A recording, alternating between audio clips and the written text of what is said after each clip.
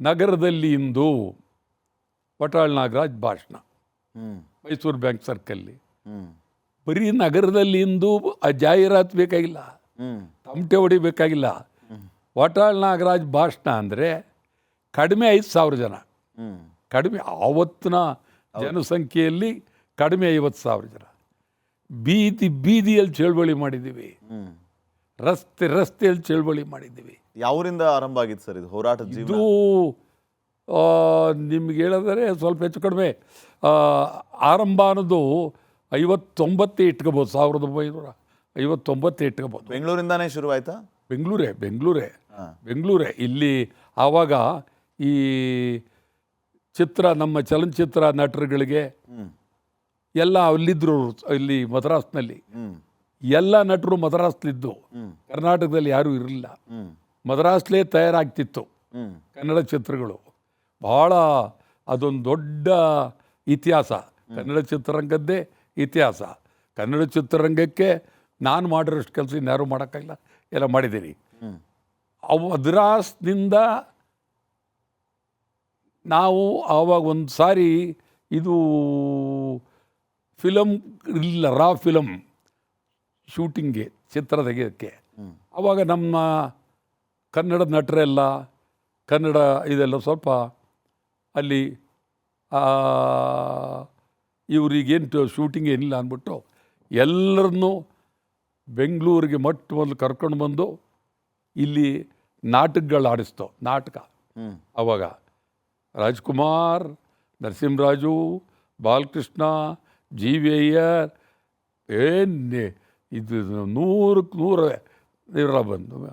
ಆಗ town hall ನಾಟಕ, ಗಾಂಧಿನಗರದಲ್ಲಿ ಗುಬ್ಬಿ ಕಂಪ್ನಿ ಅಂತಿತ್ತು, ಗುಬ್ಬಿ ವೀರಣ್ಣ. ಭಾರಿ ರಂಗಭೂಮಿಯಲ್ಲಿ ಅದ್ಭುತವಾದಂಥ ಗುಬ್ಬಿ ವೀರಣ್ಣವರು. ಗುಬ್ಬಿ ವೀರಣ್ಣ ಆ ಕಾಲದಲ್ಲಿ ಗುಬ್ಬಿ ಕಂಪ್ನಿ ಅಂತಲೇ ಅದರ ಹೆಸರು, ಗುಬ್ಬಿ ಕಂಪ್ನಿ. ಅಲ್ಲಿ ನಾಟಕ ಆಡಿಸ್ತೋ, ಎಲ್ಲ ಕಡೆ ನಾಟಕ ಆಡಿಸ್ತೋ. ಆ ಕಾಲದಲ್ಲಿ ಏನು ನಾಟಕಗಳು ಅಂದರೆ ಸಿಕ್ಕಾಪಟ್ಟೆ ನಾಟಕ, ಜನ ಬರೋರು ಎಲ್ಲ ಸಿನಿಮಾ ನಟರುಗಳು ಇದ್ರಲ್ಲೇ ಆಡ್ತಾರೆ. ಅಲ್ಲಿಂದ ಶುರು ಮಾಡಿದೋ ನಾವು. ನನ್ನ ಜೊತೆಯಲ್ಲಿ ಪಾಪ ನರಸಿಂಹರಾಜು ಅವರ ಬಂಧು ಬಳಗ ಎಲ್ಲ ಜೊತೆಲಿರೋರು ಭಾಳ ಎಲ್ಲ ಪ್ರೀತಿಯಿಂದ ಏನು ಕರೆದು ಊರೆಲ್ಲ ಅವ್ರನ್ನ ನಾಟಕ ಆಡಿಸಿ ಅವರಿಗೆ ಒಂದಷ್ಟು ಹಣ ಸಂಪಾದನೆ ಮಾಡ್ಕೊಳಕ್ಕೆ ಆ ಕಾಲದಲ್ಲಿ ಅವರು ಒಂದು ಚಿತ್ರ ತೆಗೆದರು, ಕಂಠೀರವ, ರಣಧೀರ ಕಂಠೀರವ ಅಂತ. ಆ ಕಾಲದಲ್ಲಿ ಚಿತ್ರ, ಅದಕ್ಕೆ ಥಿಯೇಟ್ರೇ ಇರಲಿಲ್ಲ. ನಾನೇ ಥಿಯೇಟ್ರ್ ಕೊಡಿಸ್ಬೇಕಾಯ್ತು ಅವ್ರಿಗೆ. ರಾಜ್ಕುಮಾರ್ ಅವರ ಗುಂಪಿಗೆ ಅವರು ಕಲಾಸಂಘ ಅಂತ ಮಾಡ್ಕೊಂಡು ರಾಜ್ಕುಮಾರ್ ಮತ್ತು ನರಸಿಂಹರಾಜ್, ಬಾಲಕೃಷ್ಣ, ಜಿ ವಿ ಅಯ್ಯರ್, ಇವ್ರು 4 ಜನ ಚಾಂಪಿಯನ್ಸ್. ಆವಾಗ ಭಾಳ ತಮಿಳ್ನಾಡು, ಭಾಳ ಮದ್ರಾಸ್ ಭಾಳ ಜನ ಹೋದ್ರು ಬಿಡಿ. ಬೇಕಾದದೇನು 3 ಕುಮಾರಗಳು, ಉದಯ್ ಕುಮಾರ್, ಕಲ್ಯಾಣ್ ಕುಮಾರ್, ಎಲ್ಲ ಕಲ್ಯಾಣ್ ಕುಮಾರ್, ಉದಯ್ ಕುಮಾರ್ ಅವರೆಲ್ಲರೂ ನನ್ನ ಆತ್ಮೀಯರೇ. ಕಲ್ಯಾಣ್ ಕುಮಾರ್, ಉದಯ್ ಕುಮಾರ್, ಪಂತ್ಲು, ಹುಣಸೂರು ಕೃಷ್ಣಮೂರ್ತಿ, ಜೀವೆ, ಏನು ಇಡೀ ಒಂದು ದೊಡ್ಡದು. ಅವರೆಲ್ಲರೂ ಕರ್ನಾಟಕ ಬರಬೇಕು ಅಂಥೇಳಿ ಆವತ್ತಿನಿಂದಲೂ ಒಂದು ರೀತಿ ಕನ್ನಡಕ್ಕೆ ಶುರುವಾಯಿತು. ಚಳುವಳಿ ಶುರುವಾದ್ದು 60-61ರಲ್ಲಿ ಶುರುವಾಯಿತು ಚಳವಳಿ. ಇದೇ ಕನ್ನಡ ಚಿತ್ರೋದ್ಯಮಕ್ಕಾಗಿಯೇ ಆರಂಭ ಆದ ಚಳವಳಿ. ಕನ್ನಡ ಚಿತ್ರೋದ್ಯಮದ ಜೊತೆಗೆ ಇದು ಬಂತು. ನಮ್ಮ ಕನ್ನಡ ನಾಮಫಲಕಗಳಾಗಬೇಕು, ಕನ್ನಡ ಇದ್ಬೇಕು ಅಂತೇಳಿ. ಆಮೇಲೆ ಕನ್ನಡ ಚಿತ್ರ ಹಾಕಬೇಕು ಅಂತ ಚಿತ್ರಮಂದಿರಗಳ ಮುಂದೆ ಭಾರೀ ಹೋರಾಟಗಳು. ಆವಾಗ ಕನ್ನಡ ಚಿತ್ರಮಂದಿರ ಭರ್ತಿಯಾಗಿದೆ ಅಂತೇಳಿ ಆಗ್ತಿರಲಿಲ್ಲ. ಕಾರಣ ಏನು ಅಂದರೆ ಜನ ಬರ್ತಿರಲಿಲ್ಲ. ಆವಾಗ ನಮ್ಮ ಚಳುವಳಿಗಾರರು, ಬೇರೆ ಬೇರೆ ಇವರೆಲ್ಲರೂ ಅವರೇ ಟಿಕೆಟ್ ತಗೊಂಡು ಒಳಗಡೆ ಹೋಗಿ ಭರ್ತಿಯಾಗಿದೆ ಅಂತ ಹಾಕ್ರಿ, ಚಿತ್ರಮಂದಿರ ಭರ್ತಿಯಾಗಿದೆ ಅಂತ ಆಗ್ತಾಯಿದ್ರು ಆ ಕಾಲದಲ್ಲಿ. ಅಷ್ಟು ಕನ್ನಡದ ಬಗ್ಗೆ ಹುಚ್ಚು ಅದ್ಭುತವಾಗಿತ್ತು. ಈ ಅವತ್ತಿದ್ದ ಅಂತ ಆ ಹುಚ್ಚು ನಾನೆಂದು ಇನ್ನೊಂದು ಸಾರಿ ನಾವು ನೋಡ್ತೀವಿ ಅಂತ ಆಗದೆ ಅಂತ ಅದ್ಭುತವಾಗಿ. ಸೊ ಆ ಸಂದರ್ಭದಲ್ಲಿ ಇದು ಕೆಂಪೇಗೌಡ ರಸ್ತೆಯಲ್ಲಿ ಭಾಳ ಥಿಯೇಟ್ರ್ಗಳಿದ್ದು. ಕೆಂಪೇಗೌಡ ಥಿಯೇಟ್ರ್ ಅಂತಲೇ ಇತ್ತು, ಅದನ್ನು ಹೊಡೆದಾಕಿ ಈಗ ಮಹಲ್ ಆಗಿದೆ. ಆಮೇಲೆ ಈಗಿರೋದು ಸ್ಟೇಟ್ ಹೊಂದಿದೆ, ಅಲ್ಲಿ ಅಲಂಕಾರ ಇತ್ತು, ಅದನ್ನು ತೆಗೆದ್ರು. ಅಲಂಕಾರ್ ಅವಾಗ ಅಲಂಕಾರ್ ಟಾಕೀಸ್, ಅಲ್ಲಿ ಹಿಂದಿ ಫಿಲಮ್ ಹಾಕಿದ್ರು. ನಾವು ಮೆರವಣಿಗೆ ಹೋಗಿ ನುಗ್ಗಿ ತೆಗಿಬೇಕು ಹಿಂದಿ ಫಿಲ್ಮ್, ಕನ್ನಡ ಹಾಕ್ಬೇಕು. ಗಲಾಟೆ ಗಲಾಟೆ ಗಲಾಟೆ ಸಿಕ್ಕಾಬಿಟ್ಟಾಯಿತು, ಬೆಂಕಿ ಇಟ್ಟು ಎಲ್ಲ ಆಯಿತು.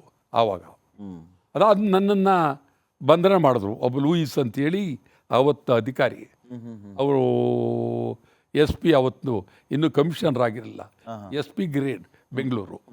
ಅರೆಸ್ಟ್ ಮಾಡಿ ನನಗೆ ಬೂಡ್ಸ್ನೇಟ್ ಹೊಡೆದ್ರು ಅವರು. ಆಗ ಪೊಲೀಸ್ ಸ್ಟೇಷನ್ನಲ್ಲಿ, ಒಪ್ಪಾರಪೇಟೆ ಪೊಲೀಸ್ ಸ್ಟೇಷನ್ ಮೂಲೆಗೆ ಬರುತ್ತೆ. ನಾನು ಅದೇ ಬೂಡ್ಸ್ನೇಟಲ್ಲ, ಬಂದೂಕ್ ದೇಟ್ ಬಿದ್ದರೂ ನನ್ನ ರಕ್ತ ಕನ್ನಡ. ಆಮೇಲೆ ಆಟ ಆಡೋಕ್ಕೆ ಹೋಗ್ಬೇಡ್ರಿ ಸಿಕ್ಕಾಬಿಟ್ಟು ನಮಗೂ ಅವ್ರಿಗೂ ಭಾರಿ ನಡೀತು. ಬೂಡ್ಸ್ನೇಟ್ ಹೊಡೆದಾಯಿತು, ಭಾರಿ ಅದರ ಬಗ್ಗೆ ದೊಡ್ಡ ಇತಿಹಾಸವನ್ನು ಸೃಷ್ಟಿ ಆಯಿತು.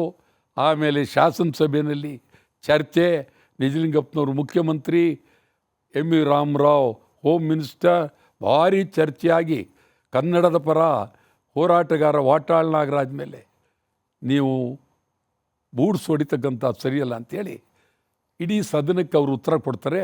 ನಾನು ಇವತ್ತೇ ಈ ಅಧಿಕಾರಿಯನ್ನು ಕರ್ನಾಟಕ ಸೇವೆಯಿಂದ ಡೆಲ್ಲಿಗೆ ಕೊಡ್ತಾ ಇದ್ದೀನಿ, ಇದು ಭಾಳ ಅನ್ಯಾಯ ಮಾಡಬೇಕು.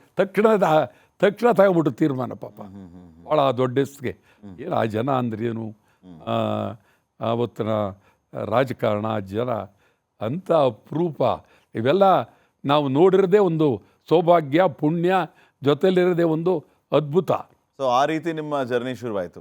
ಈಗ ಈ ಚಳವಳಿ ಹೋರಾಟದಕ್ಕಿಂತ ಮುಂಚೆ ವಾಟಾಳ್ ನಾಗರಾಜ್ ಅವರು ಏನ್ ಮಾಡ್ಕೊಂಡಿದ್ರು, ಏನ್ ಮಾಡ್ತಾ ಇದ್ರಿ? ಏನೂ ಮಾಡ್ಕೊಂಡಿರಲಿಲ್ಲ, ಇದ್ದೆ. ಅದು ಅಲ್ಲಿ ಸುಮಾರು ನಾನು ಚಳವಳಿ ಬಂದದ್ದು ಒಂದು ನನಗೆ 15-16 ವರ್ಷ ಇರ್ಬೋದು. ಅಲ್ಲಿ ಇದರಲ್ಲಿ ಕೆಂಪೇಗೌಡ ರಸ್ತೆಯಲ್ಲಿ ಅಲ್ಲಿ ರೂಮ್ನಲ್ಲಿದ್ದೆ. ಎಲ್ಲಿ ಅಂದರೆ ಸರ್ಪಭೂಷಣ ಮಠ ಅಂತ ಬರುತ್ತೆ, ಅಲ್ಲಿ ಭಾಳ ಐತಿಹಾಸಿಕವಾದಂಥ ಮಠ, ಅದ್ಭುತವಾದಂಥ ಓಂಕಾರೇಶ್ವರ. ಓದ್ತಾ ಇದ್ರಾ ಅಥವಾ ಹೆಂಗೆ? ಇದ್ದೆ ಓದ್ತಿದ್ದೆ. ಓದ್ತಾ ಇದ್ರಾ, ಕೆಲಸ ಮಾಡ್ತಾ ಇದ್ರ? ಇಲ್ಲ, ಕೆಲಸ ಎಲ್ಲೂ ಮಾಡಿಲ್ಲ, ಇದೇ ಮಾಡಿದೆ, ಇದೇ ಕೆಲಸ, ಕನ್ನಡವೇ ಕೆಲಸ. ಇನ್ಯಾವ ಕೆಲಸ ಎಲ್ಲೂ ಅಂಥ ಹೋಗೇ ಇಲ್ಲ, ಅದು ಪ್ರಶ್ನೆನೇ ಇಲ್ಲ. ಎಲ್ಲೂ ನಮ್ಮ ಮನೆಯಲ್ಲೂ ಕೆಲಸ ಮಾಡಿಲ್ಲ. ಅಯ್ಯೋ, ಕೆಲಸದ ಪ್ರಶ್ನೆನೇ ಇಲ್ಲ. ಹೋರಾಟವೇ ಕೆಲಸ, ಚಳುವಳಿನೇ ಕೆಲಸ. ಬೆಳಗ್ಗೆ ಏನು ನಿಮ್ಮದು ಚಳುವಳಿ, ಅದೇ ಕೆಲಸ.